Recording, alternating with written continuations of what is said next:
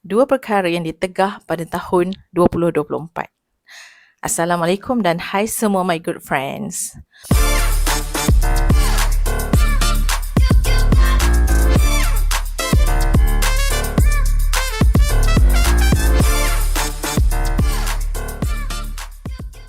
Friends, nak tahu tak, ada dua perkara yang paling mudah kita buat dalam hidup kita dan a lot of people are doing it every single day. Dan perkara tu dah memberikan impak yang cukup besar dalam kehidupan. Tapi sayangnya, pada tahun depan, kita ditegah untuk buat perkara tu lagi. What? Apa bendanya? Dua benda ya. Yang pertama adalah giving excuses ataupun suka sangat bagi alasan. Semua kita ni ada these amazing skills yang mana skills ni macam automatic, built-in dalam semua orang. Cuma yang membezakan seseorang tu expert ataupun tidak gunakan skill giving excuses ni adalah sejauh mana dia nak improve life dia. Okay, so Nini cuba find out kenapa orang, even Nini sendiri pun suka sangat bagi alasan.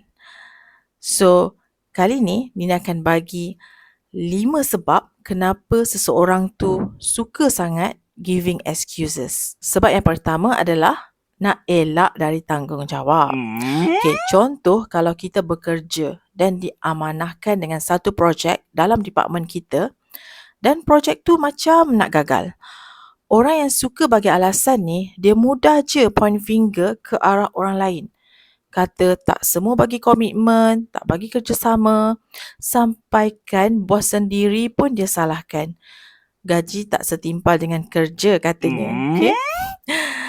Okay, contoh pula kalau kita sebagai parent, bila anak tak dengar cakap, biasa kan kita dengar ada parent dia salahkan atuk dan nenek sebab manjakan cucu.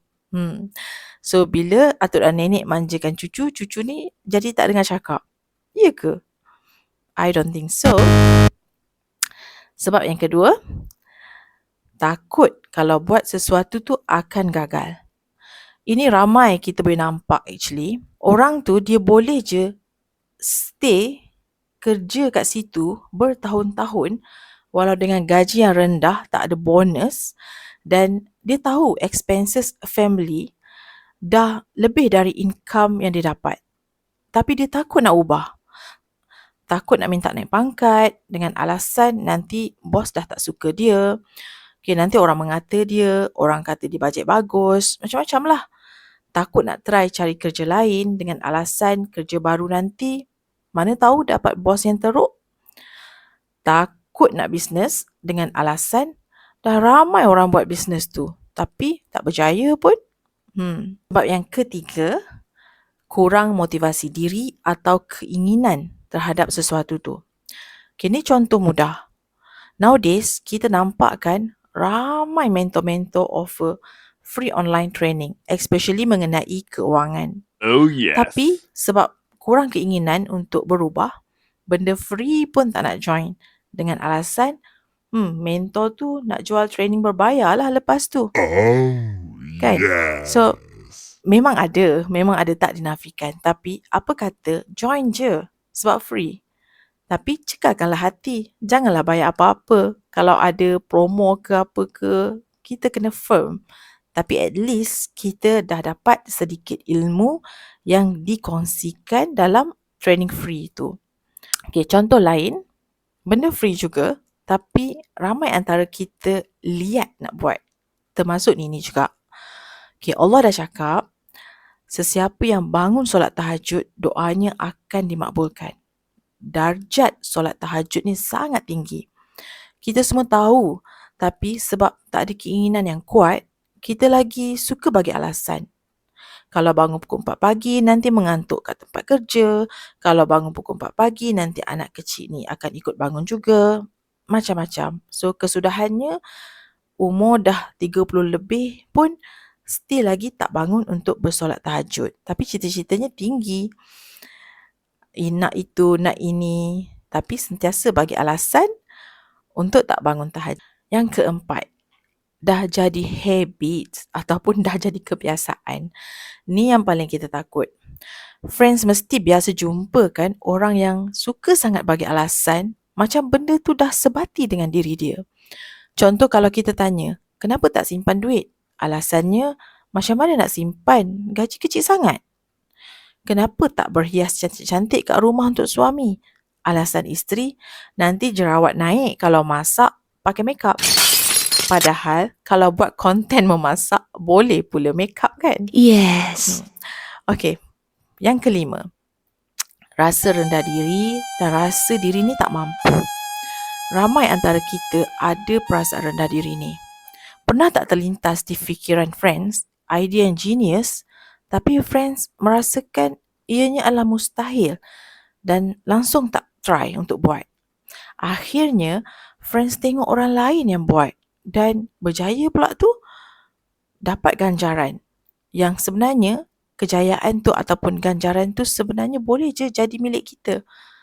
Ramai individu yang berbakat kat luar sana, tapi perjalanan hidup dan juga kerjaya tak berjalan lancar kerana kurang keyakinan diri.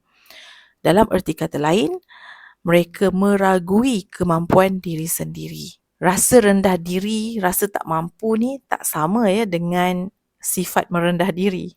Langsung tak sama. So, kalau friends ada skills giving excuses ni, jom Nini nak ajak pada tahun 2024 dan seterusnya, kita sama-sama ubah. Pertama, kita terima tanggungjawab dan mengaku kalau buat salah. Kesan baiknya, kita sendiri akan lebih percaya pada diri kita. Dan insya-Allah, orang sekeliling kita juga akan mula senang dengan kita dan percaya dengan kita. Kedua, sentiasa anggap kegagalan sebagai satu proses pembelajaran. Gagal sekali tak bermaksud akan gagal selama-lamanya. Mungkin kita akan gagal untuk kali kedua, kali ketiga. Tapi dengan pengalaman kegagalan yang lepas, insya-Allah kita akan berjaya dan kejayaan tu lebih sempurna dan lebih hebat. Mana tahu kan? Yang ketiga, mesti ada keinginan dan drive yang tinggi untuk capai sesuatu. Okay, jom kita tentukan apa yang friends nak capai dan why benda tu penting untuk friends nak achieve. Macam orang kata, cari big why. Yang keempat, jadikan habit suka beralasan kepada habit suka ambil tanggungjawab. Ni kena buat sikit refleksi diri. Di mana friends kena tanya diri sendiri, sejak bila saya suka bagi alasan ni? Suka mengelak. Kenapa saya buat macam tu? Okay, refleksi diri. Yang kelima, buang perasaan rendah diri dan tak yakin tu. Mungkin friends kena banyak join kelas-kelas atau tengok channel yang bagi motivasi supaya dapat bina fikiran yang lebih strategik, insya-Allah. Sebelum tu, disclaimer, video ini merupakan pendapat peribadi Nini berdasarkan pengetahuan dan pengalaman Nini semasa video ini direkod. Tak ada kaitan langsung dengan mana-mana pihak dan Nini mohon maaf sekiranya terdapat kandungan yang menyinggung perasaan. Okay, Nini amat gembira sekiranya friends dapat juga berkongsi dengan meninggalkan komen-komen yang positif. Sekiranya video ini bermanfaat, sila share, like dan subscribe. Alhamdulillah.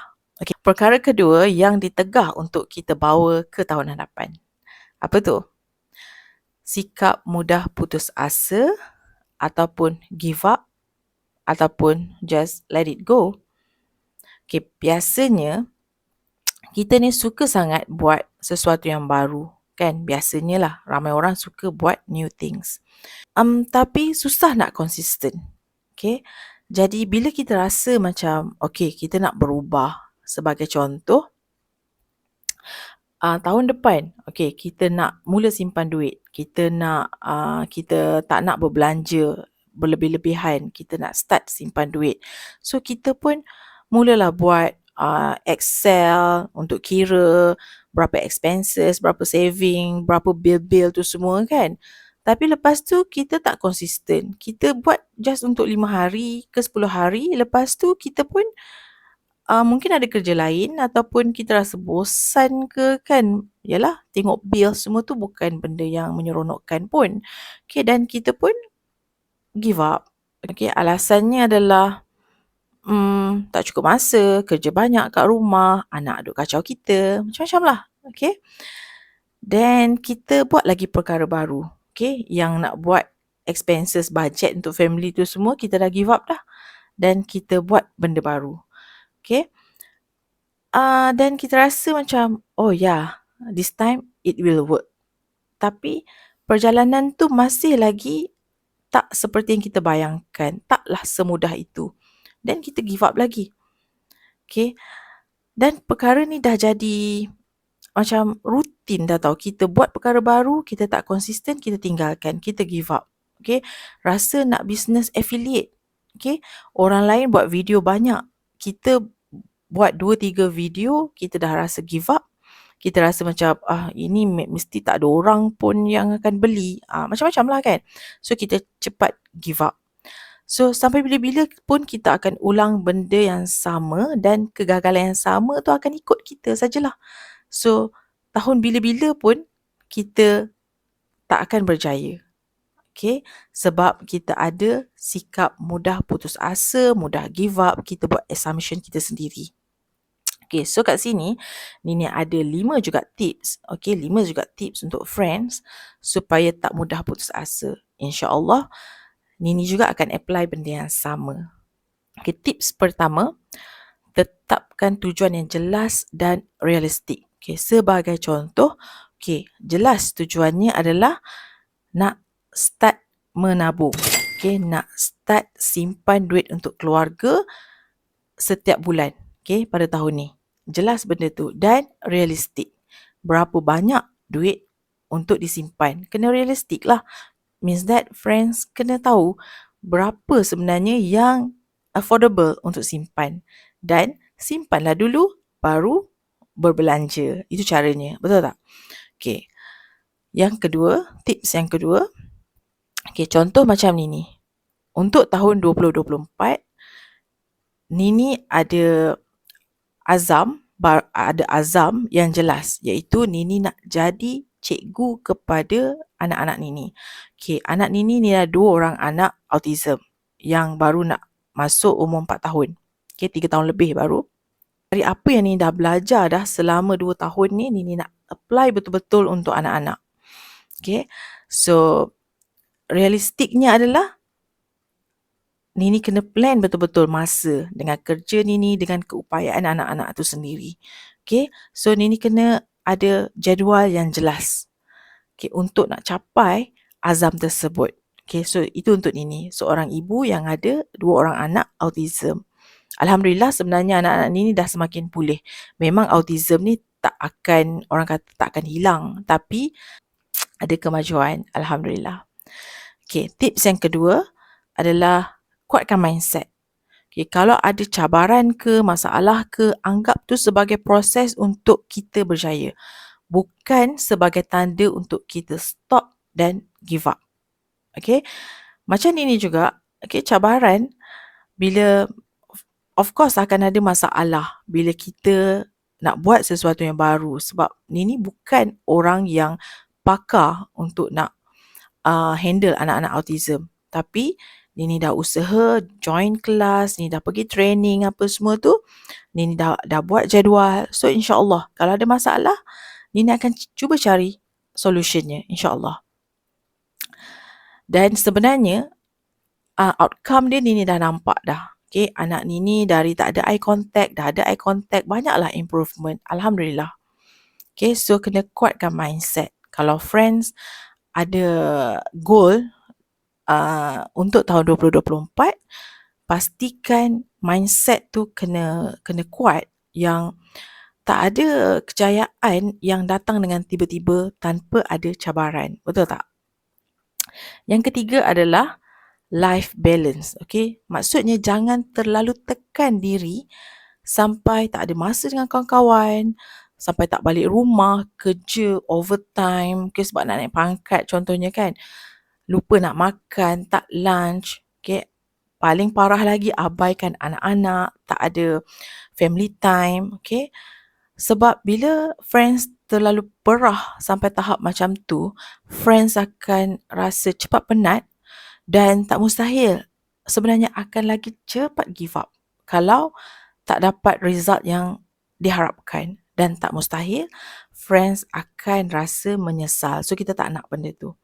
Okay, tips yang keempat, carilah circle yang ada target yang sama, yang ada goal yang sama atau seakan-akan sama, atau carilah mereka yang dah berjaya dalam bidang yang kita nak tu. Okay, jadikan mereka yang berjaya tu sebagai benchmark, atau lagi bagus kalau kita boleh jadikan orang yang berjaya tu sebagai mentor. Tips yang kelima, ni paling Nini suka, visualize. Wow, macam mana ya rasanya kalau kita dah berjaya? Best kan kalau boleh bawa anak-anak naik cruise tahun depan, dapat healing kat tengah-tengah laut. Okay, means that ada imaginasi yang friends dah pun berjaya. Tapi janganlah over visualize sampai apa kerja pun tak jadi. Itu dah namanya berangan. Tak salah berangan, tapi jangan terlebih. Okay, sebab kita akan jadi rasa malas nanti. Apa pun kena ingat, sebagai seorang Islam, selepas kita usaha, kita haruslah susuli dengan doa dan tawakal kepada Allah. Sebab setiap kejayaan adalah bukan suatu perjalanan yang mudah. Namun, tak ada yang mustahil, tak ada benda yang impossible dengan izin Allah. Ingat, Allah tu maha kaya. Dan kena ingat, kesabaran menjadi kunci kejayaan orang mukmin, dan doa adalah senjata kita yang paling hebat. Okay friends, Nini amat mengalu-alukan cadangan dari friends juga. Okay, so jom sama-sama letak di ruangan komen apa tips ataupun cadangan yang friends rasa lebih praktikal ataupun lebih bagus, ataupun friends boleh share pengalaman friends juga. Okay? Assalamualaikum dan jumpa lagi. Happy New Year. Bye.